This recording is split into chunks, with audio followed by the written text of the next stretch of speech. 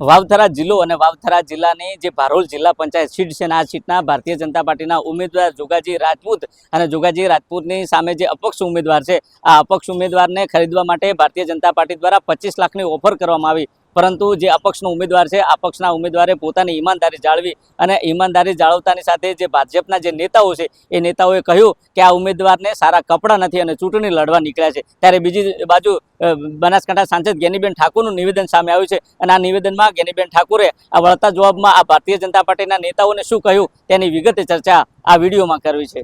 વૈષ્ણવજન તો તેને કહીએ જે પીડ પરાઈ જાનાને રે।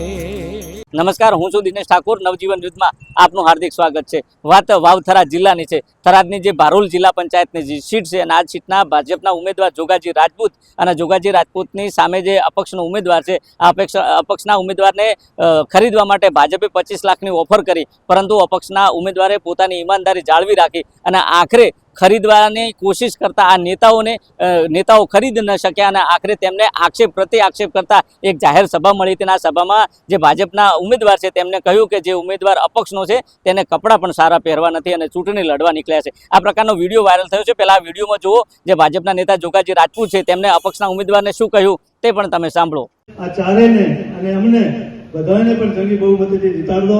ઉપર અપક્ષમાં ફોરમ રખાયું છે, એમાં પણ ઘણા બીજા સમાજ ઉપર અમલીઓ કરવાની કોશિશ કરી, પણ સાહેબ બિલકુલ બીજા સમાજનો દોષ નથી।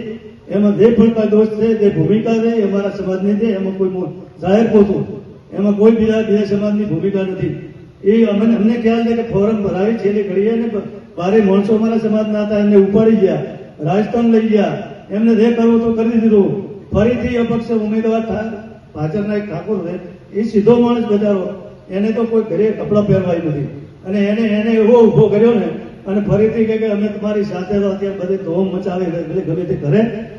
પબ્લિકને અત્યારે વિકાસ જોઈએ છે અને વિકાસની યાત્રામાં બધાને જોડાવું। તમે જો તે પ્રકારે આ વિડીયો વાયરલ થયો અને વિડીયો વાયરલ થયા બાદ બનાસકાંઠા સાંસદ જ્ઞાનીબેન ઠાકોરે પણ આ જે ભાજપના નેતા જે જોગાજી રાજપૂત છે તેમની સામે પણ અનેક આક્ષેપ કરતા કહ્યું કે અમારો જે અપક્ષનો જે ઉમેદવાર છે આ અપક્ષના ઉમેદવારે પોતાની ઉમેદવારી જાળવી રાખી છે। ત્યારે બીજી બાજુ ભાજપના નેતાઓ તેને ખરીદવા નીકળ્યા હતા, પરંતુ આખરે ખરીદાઈ ન શક્યા અને તેમને આ ખરીદાઈ ન શક્યા હોવાને કારણે તેમને આ જે પ્રકારનો વિડીયો વાયરલ કર્યો છે અને આખરે જ્ઞાનીબેન ઠાકોરે તેમને વળતા જવાબમાં શું કહ્યું તે પણ તમે સાંભળો। કોઈ ગરીબ છે કે પૈસા વાળું છે એ પ્રમાણે વોટનું મૂલ્ય ના થાય।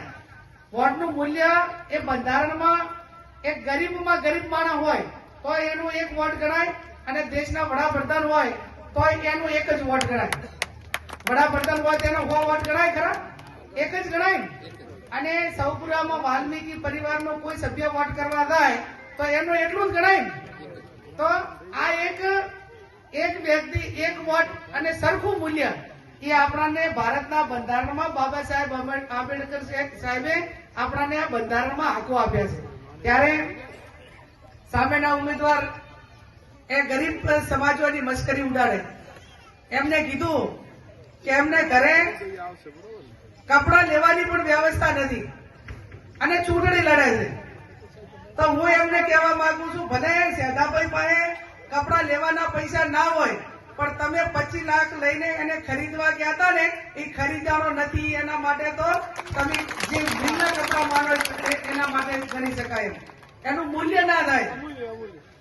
નહીતર તો આવા સમયની અંદર ગમે એવો માણસ એ અપક્ષમાં ફોર્મ ભરેલો હોય તો 25 લાખ આપતા હોય તો સ્વાભાવિક છે કે ટક્કર ના ચાલે, પણ છતાં એને ઈમાનદારીથી કીધું કે મારે તમારા 25 લાખ નથી જોતા, હું ચૂંટણી તમારા સામે લડીશ, મતદારોને વિનંતી કરીશ અને મતદારો હું ગરીબ છું તો ભલે મારી પાસે પૈસા ના હોય પણ ગરીબ તરીકે વોટ માંગીશ તો મને મતદારો મદદ કરશે।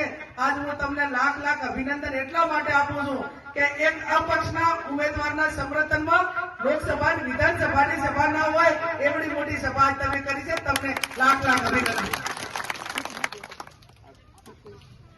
લોકશાહીમાં કોઈ તાનાશાહી નથી, આ લોકશાહી છે। અને કોઈ ધમકીઓ આપતા હોય, કોઈ ભાજપનો પાવર લઈને, સત્તાનો પાવર લઈને, પોલીસનો, તો આ જેટલા પાળી આવે ત્યાં એટલા બધા તમારા ભાજપ વાળાના કર્યા લાગે એમ ને। આ બધા જેને અને આ એના જેટલા ડરપોક કોઈ નથી. આ તો ખાલી પોલીસના સહારા લે, અધિકારીઓનો સહારો લે. અને પોલીસને અમે તો કહીએ છીએ કે તમારું કામ કાયદો અને વ્યવસ્થા જાળવવાનું છે. એ પોલીસમાં પીઆઈએ તે દિવસે ફોર્મ ખેંચાવવાનું તે દિવસે જાદાભાઈને કીધું કે તું ચૂંટણી લડી દીધશે. એમાં ધમકાયા. મેં તરત ફોન કરીને કીધું હતું, કીધું અમારે તમને પોલીસ વાળા પૂછીને હવે ઉમેદવારો નક્કી કરવા પડશે કોણ લડી કે ના લડી કે. તમે તમારું કામ કરો ને ભાઈ. એ તમે કોણ કહેવા વાળા ચૂંટણી લડી કેશું કે ના લડી? એ મતદારો એનું નક્કી કરશે કે અમારે કયા પ્રતિનિધિને ચૂંટવાનો. ત્યારે તમે બધે ખૂબ બહાદુરી પૂર્વક સેતાભાઈને સમર્થન આપ્યું છે. એવું જ હું આ 2 મિનિટ ટકાવી રાખજો. અને કોઈ ધમકીઓ આપતા હોય તો એ ધમકીને બસ થવા વાળા આપણે નથી. ગાંધીનું આ ગુજરાત છે, સત્ય અને અહિંસાના માર્ગે ચાલવા વાળું છે. અને બહુ ધમકીઓ આપવાની હોય ને તો આ 26 દાવા દેજો અને બધા નક્કી કરજો. તમે આની જેવી તૈયારી હોય ને, હવે અમારી એવી તૈયારી છે, જેવી તૈયારી તમારી હોય એવી. એટલે મહેરબાની કરીને અમારા ઉમેદવારનો, કોંગ્રેસના કાર્યકરોને મહેરબાની કરીને ધમકાવવાનું વહીવટીતંત્ર કે કોઈ મોટા આગેવાનો ના કરે એવી આ લોકશાહીની અંદર તમારી પાસે અપેક્ષા રાખીએ. અને એટલે આપ સૌ અહીંયા મોટી સંખ્યામાં છો. આપણા બહેનોને અને ઉમેદવારોને પણ અભિનંદન આપવા જોઈએ કે આટલું બધું સામાજિક પ્રેશર ને બધું આપવા છતાં એમને એમ કીધું કે અમે એક વખત બોલી ગયા ને તો અમે ફરીશું નહીં. અમારા નામે કાળો ડાઘ લખાય એવું કામ અમે નહીં કરીએ. આ એક આ તંદુરસ્ત લોકો. અને તમે બધા કોંગ્રેસના આટલા આગેવાનો છે, કોંગ્રેસના આટલા કાર્યકરો છે, તો કોઈએ ભાજપ વાળાને એમ કીધું કે ભાઈ તું ના લડે? કોઈને એમ કીધું કે ભાઈ તમે બાબુ ખેંચો? એમ ભાઈ તમે તમારા તાકાતથી લડો, અમે અમારી તાકાતથી લડશું.